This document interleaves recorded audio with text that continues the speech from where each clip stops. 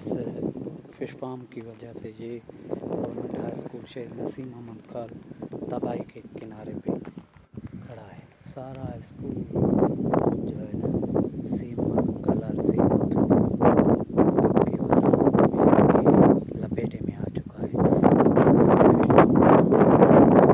ये तो जनाब नईम अहमद खान साहब हैं जिसने अपने भाई का नाम रख दिया। और ये स्कूल ये फल्लुजात का अल्लाह डिनो फल्लु उसके रिश्तेदार ने गहरा यानी कि 6.5 एकड़ ज़मीन दी थी जिसमें ये स्कूल का यानी कि बनता है कि उन्हीं के नाम पे ये स्कूल बनता, लेकिन इसने अपने भाई के नाम कर दिया। तो इस वजह से अगर ये अपने भाई के नाम करता तो ये फिश फार्म ख़त्म कर देता, यहाँ कॉलेज बनवा देता, क्योंकि रिपड़ी और यहाँ के इलाके वालों को कॉलेज की बहुत ज़रूरत है। अगर ये ज़मीन जो है सारी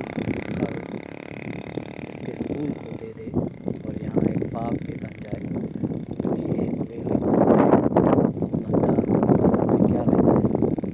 इस दुनिया में जागीरें बनाता फिर रहा है, लेकिन वो जागीर किस काम आएगी जो आवाम के इदारों को तबाह और बर्बाद कर दे।